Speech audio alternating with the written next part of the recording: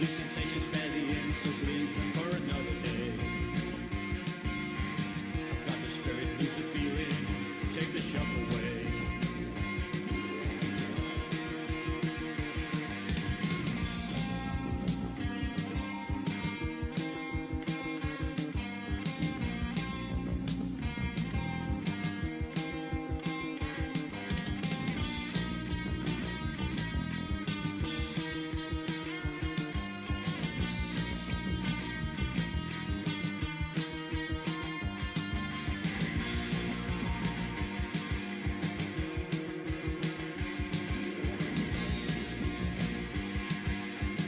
Getting faster, moving faster, now it's getting out of hand. On the 10th floor down the back stairs, into no man's land. Lights are flashing, cars are crashing, getting frequent now. I've got the spirit, lose the feeling, let it out somehow.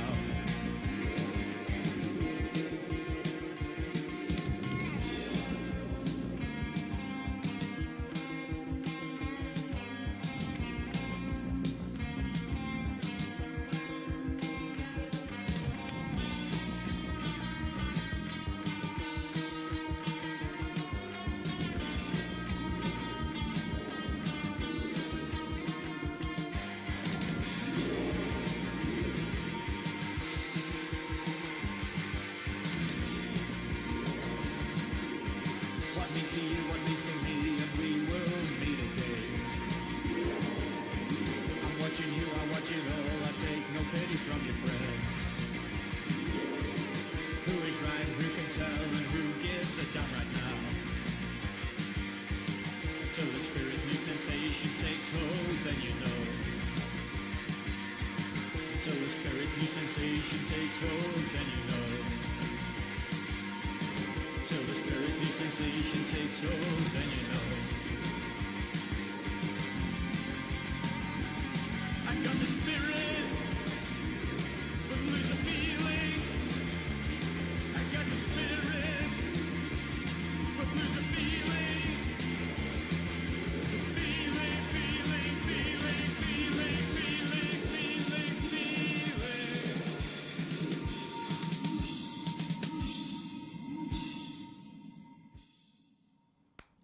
Unbelievable, the wonderful sound. Hello and everyone, and welcome to Time Tunnel TV.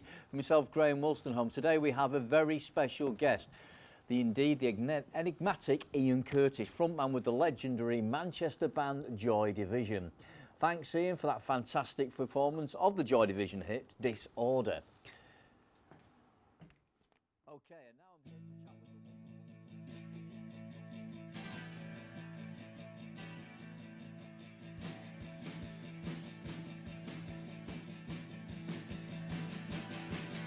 Ian Curtis was born in Stretford, Lancashire on 15th July 1956. He grew up in the Macclesfield area of Cheshire and from an early age exhibited talent as a poet. After leaving school, Curtis focused on the pursuit of art, literature and music. He was employed as a civil servant, first in Manchester and later in Macclesfield. On the 23rd of August 1975, at the tender age of 19, Curtis married his girlfriend, Deborah Woodruff, who herself was only 18. The two were married until Curtis's death in 1980. In 1979, they had a daughter, Natalie. In 1976, at a Sex Pistols gig, Curtis met Bernard Sumner and Peter Hook. They were trying to form a band, and Curtis immediately proposed himself as a vocalist and lyricist. After recruiting a number of unsuccessful drummers, they found Stephen Morris, who became their final member.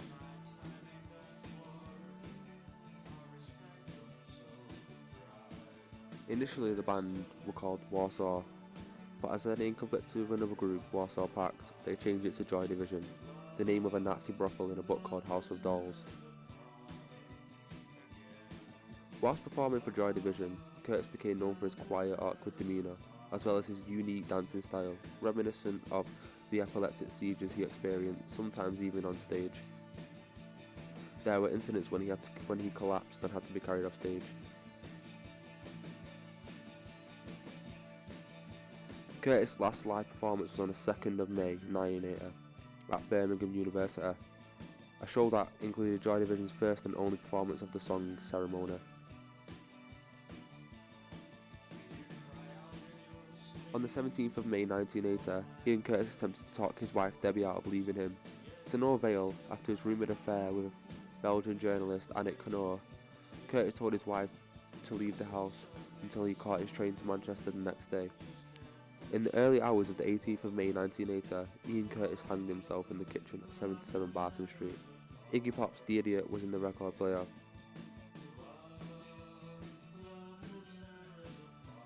Ian's health was failing as a result of his epilepsy and trying to juggle his music career and failing marriage. Curtis's memorial stone was inscribed A for the 5th 80, love will tear us apart.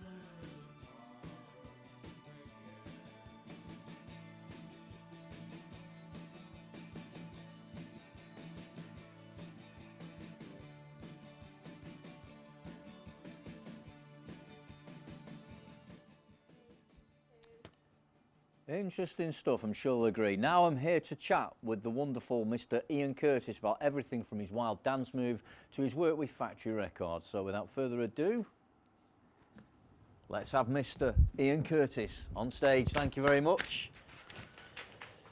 Welcome to the show there, Ian. Hi, are you all right? Yeah. Good performances there. Wonderful stuff, that. Excellent stuff with Bernard and, of course, Peter Hook. Like you say, you were born in Stretford in 1956. You went to the leafy suburb there of Macclesfield a couple of years later. Now, have you always had sort of a drive for sort of literature and art and music? That seems to be where you were driven from when you were a smaller child, up into your early teenage years. Yeah, would you definitely say that was the way forward? You had epilepsy. You were diagnosed with that from a very, very early age. How did that affect you as a child growing up? Not so much as a child, but during the Joy Division years, it was difficult for us.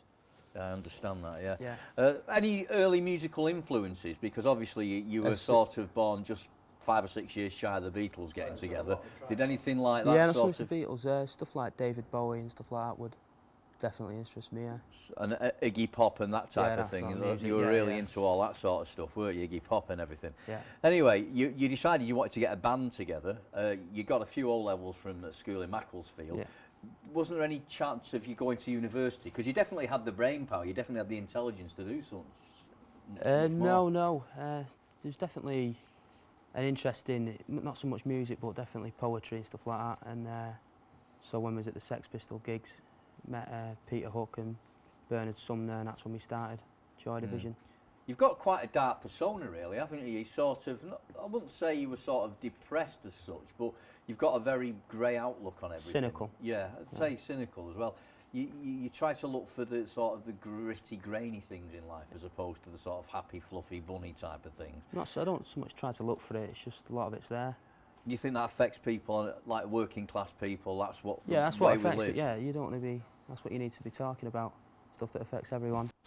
Yeah, so obviously you went to a Sex Pistols gig, which they were highly influential in a lot of groups. I mean, the Clash were around at that time. We were just coming out of the glam rock era and into a harder, edgier sort of sound, which is where you were heading for, wasn't it? What sort of sound were you looking for to begin with? We weren't looking for any particular sound at the beginning, we just wanted to make music.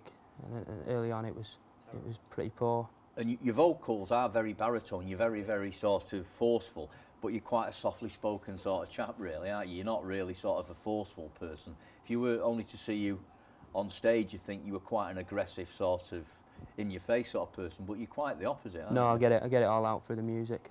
Yeah. Would you say your illness has something to do with that, do you think? I think it has a lot of bitterness and a lot of anger. So anyway, you got together with the guys, Bernard and Peter. You couldn't find a drummer. You were always looking through, weren't you, for different drummers? Yeah, I went through a series of drummers before. And eventually you met Stephen Morris, didn't you? And you decided settled on a good to join. one. Now, the first group name you actually came up with was Warsaw. Now, where did that come from? Well, we named ourselves Warsaw, and then we had difficulties with copyright issues. There was another group called the Warsaw Pact. Yeah. So we had to change. Would you say you use the name Warsaw because you're quite influenced with various different political movements? Yeah, definitely. In European sort of Russia politics is... and everything else, communism as such, where everyone's equal and everyone does the same sort of thing. Would you say that was a highly influential? Yeah, sort definitely of very influential. thing? Yeah. Definitely Yeah. there. So eventually, what led you to the name of Joy Division? It sounds a lot more memorable than Warsaw. Obviously, Warsaw gets lost in a multitude of sort of things, but Joy Division actually strikes a chord. But where did that come from? Yeah, that Joy name, originally? Division was it was featured in a book called House of Dolls. Mhm. It was about a Nazi sex slave wing in a Nazi prison camp. So that's where that name came So from. it's really, you think Joy Division, it sounds quite a joyful thing, but really it's got No, other it's not. connotations entirely different to the one that you actually perceive it to be. Also, you did sort of various different jobs when you left school while you were trying to get this band together. You worked in the civil service, you were dealing with jobs and housing benefits and things like that. That must have been so mundane. Couldn't you wait to escape that life and then go in the basement and one thing and start your band together? Yeah, it was good to escape the mundane, but the mundane definitely helps as well. It Yeah. gives you more to write about. I mean, some of the stuff's very striking. The certain tracks like Atmosphere, we've already seen Disorder, and of course the classic, one of your latest tracks, Love Will Tear Us Apart.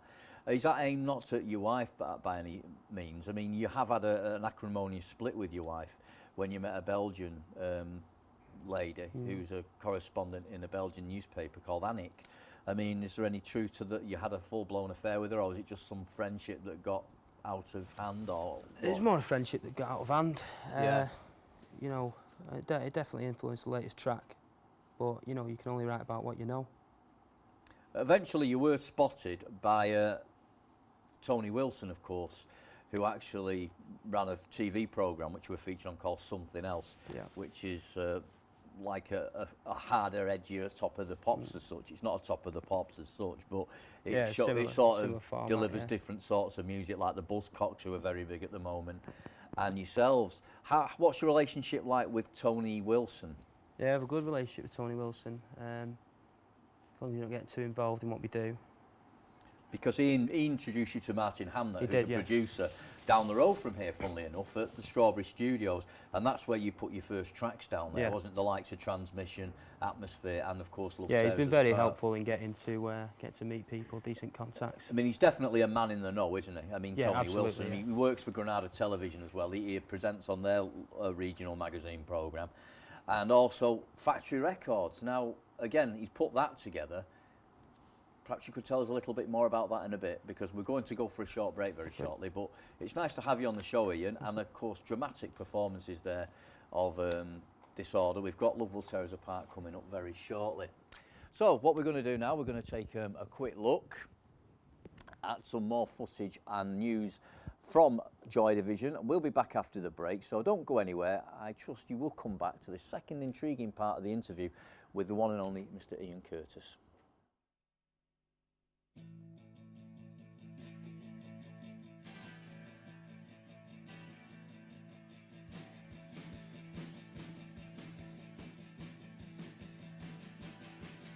Ian Curtis was born in Stretford, Lancashire on 15th July 1956.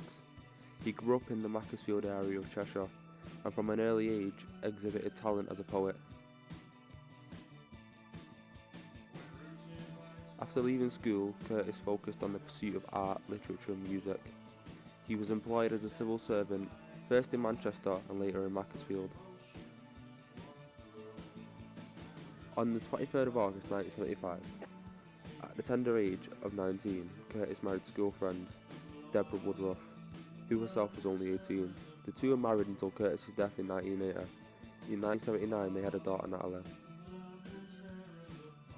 In 1976, at a Sex Pistols gig, Curtis met Bernard Sumner and Peter Hook. They were trying to form a band, and Curtis immediately proposed himself as a vocalist and lyricist. After recruiting a number of unsuccessful drummers, they found Stephen Morris, who became their final member.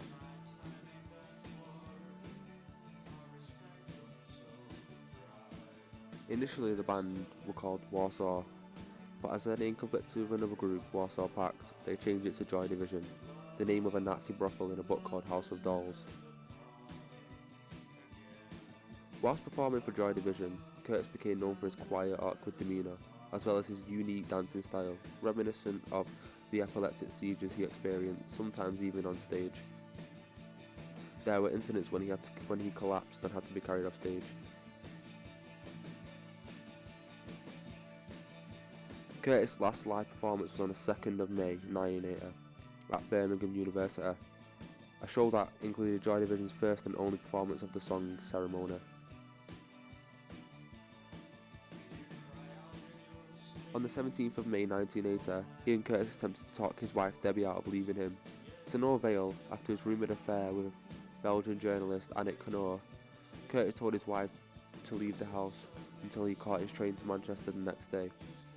In the early hours of the 18th of May 1980, Ian Curtis hanged himself in the kitchen at 77 Barton Street. Iggy Pop's The Idiot was in the record player.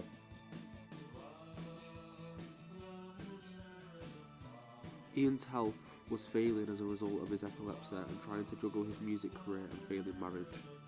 Curtis's memorial stone was inscribed A for the 5th 80, love will tear us apart.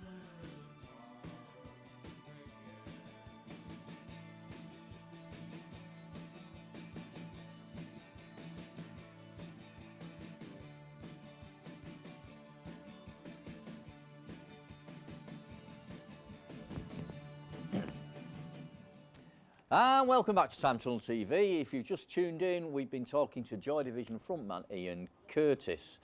So, Mr. Curtis, there's one thing that actually strikes me about you and Joy Division. We're going to have an advert. Let's have an advert. Sorry, that was my misunderstanding. We're going to have an advert. You don't mind, do you? No, good. Have an advert. Sorry.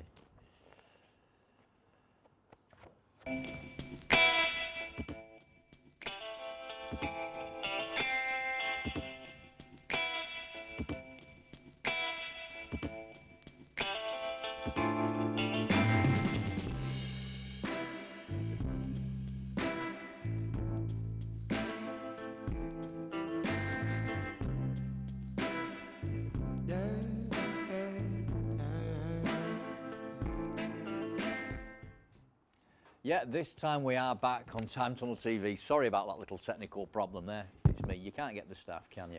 Anyway, once again, we're talking to Joy Division frontman Mr. Ian Curtis. And as I was saying just before the advert, the one thing that strikes me about yourself is this dancing, this really energetic, sort of charismatic dancing. I mean, a lot of people have said, oh, that's the drugs you're on, but it's nothing to do with drugs. Is it like sort of recreational drugs people think you're taking? It's some sort of expression, isn't it? No, it's nothing to do with drugs. No. A lot of people said drugs, a lot of people said it's to do with the epilepsy itself causing the dance. And it's not, it's just a way of expressing yourself and sort of fighting out and trying to escape the world. So basically you're punching out against the dark forces in the world, your sort of, not depression, but your anger maybe at things that are going on that you disagree with as such and everything. No, that's absolutely what it is, 100%. Yeah. I can understand that, but obviously to the person that's never seen you before, because you do amazing performances really, they are quite good. Again, what's it like to work with Bernard and Peter Hook? I mean, he's an amazing bassist, isn't he? And of course, Bernard's quite a creative person in himself. Do you feel you've got different personalities? There's definitely different personalities, but it's fantastic to work with people so creative and skilled at what they do. In one respect, you're quite a mature sort of person. You met your girlfriend at school, Deborah, and you got married quite shortly after. You were only 19 when you actually decided to get married. Was that a conscious decision to do that? Why did you feel as though there was something missing in your life, as though you had to grab onto something? What was the reason for getting married so young when you were trying to follow a music career? I was trying to follow a music career. It was just sort of going with the flow, what you do, innit? You get married and that's what you do. Because again, while all the other lads are out partying, you were quite happy to spend time absolutely, yeah. home. I wasn't too keen on the parties. And then sort of before you did explode massively, your wife gave birth to a daughter, Natalie. So you were a father at what, 20, 21, 22, yeah. And you were, you know, you had this amazing music career. Did that not somehow get confused and lost in translation? It's hard to balance, and it's two completely different things. It's crazy being a musician and a popular one at that, but then being a father and a husband, it's difficult. I mean, any other musical influence? Any bands apart from maybe like the Clash and the Buzzcocks that you can relate to at the moment? I mean, it's going through a transitional time in 1980 music at the moment. The ska revival's back with Madness and the Specials as well. I mean, where do you feel as though you fit into that pop psyche at the moment? I'd like to think we don't fit anywhere. I'd like to think we're just us. Now, you have been to America, but obviously with your epilepsy and everything else, it's been hard to sort of really carve out some sort of career. You didn't go the first time to America because of your epilepsy. They wouldn't allow you into the country because of, obviously, you know, you're on certain medication for this. And obviously they're very, very funny about letting people in with different health problems. It's definitely a difficult one. It definitely is having quite a big effect on our music careers. Is there any way you can overcome this, do you feel, with the epilepsy? Is there any way of controlling it, which is another track, Control, which, again, you have, like, sort of, you're throwing out messages all the time, subliminal messages to people, and you've got a relatively good fan base here in Manchester, especially in Manchester as well. You're quite a well-loved band, and as Tony Wilson says, he really wants to push you to the higher heights, really. Do you want to become as popular as maybe the Beatles were, or, you know, the Who? Do you want to become somebody like that, or are you quite happy bobbing along? I mean, the new single... No, never happy bobbing along. I wouldn't say we particularly want to be as popular as the Beatles, because we're not like the Beatles, but I think we deserve to be. Yeah. I mean, the North does spawn out an awful lot of good groups, doesn't it? I mean, The Fall, Marquis Smith and The Fall, they're another great group that have come through the back streets of Manchester and Coates. And of course, I've mentioned them several times, the Buzzcocks. I mean, you've all got something in common. I mean, you're not sort of punk, but you're part of this new wave movement, I believe. Absolutely. Blondie are also part of that at the moment. Elvis Costello and the Attractions, there's another group.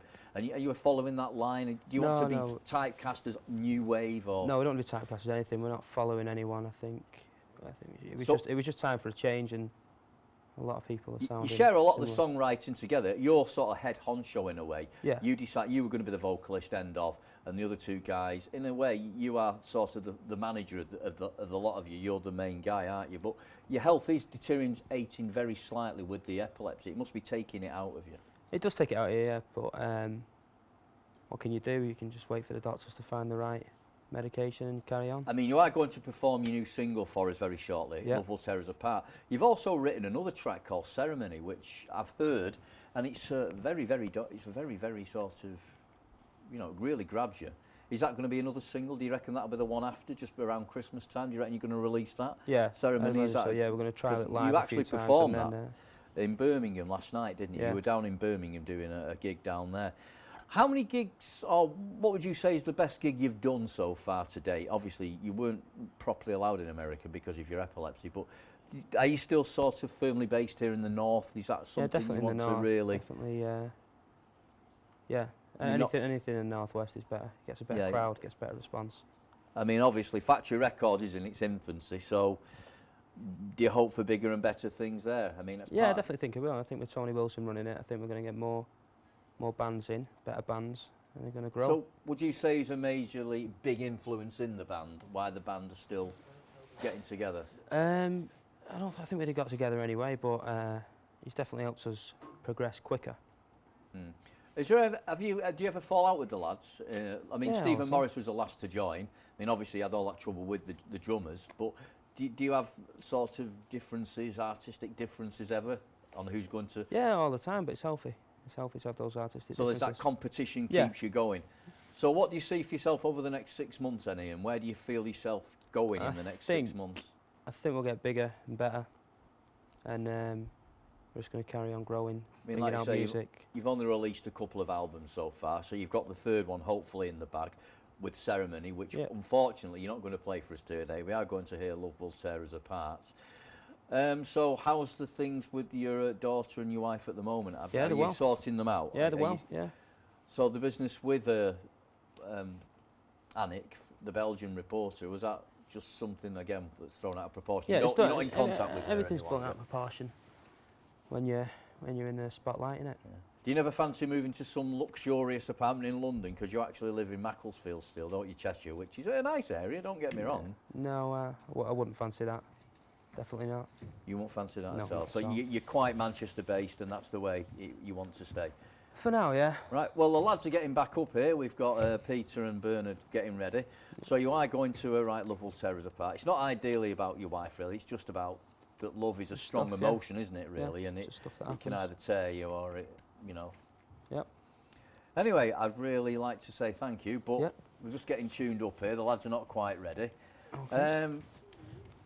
You like Iggy Pop quite a lot. There's a track that you like called The Idiot, don't you, for some Yeah, reason? yeah. You're Great quite track. into Iggy Pop, aren't you? So, would you ever do a cover version of maybe an Iggy Pop or a David Bowie song if it came to, or do you always feel as though it's healthy to do your own songwriting? No, it's healthy to do your own songs. I mean, you can sing someone else's song for a bit of fun, but there's no legs in it. Oh, well, good stuff. If you can get back on stage for us, Ian, we're going to listen to that brand new single, which I've heard. It's absolutely amazing. I'm sure you'll agree with this when you've heard it. But unfortunately, that's all we have time for today. We've had our wonderful, quiet but wonderful guest, Mr. Ian Curtis. We've had an insightful interview with him and hope you enjoyed the show. Now to play us out, singing the brand new single with Joy Division, it's Ian Curtis and Love Will Tear Us Apart.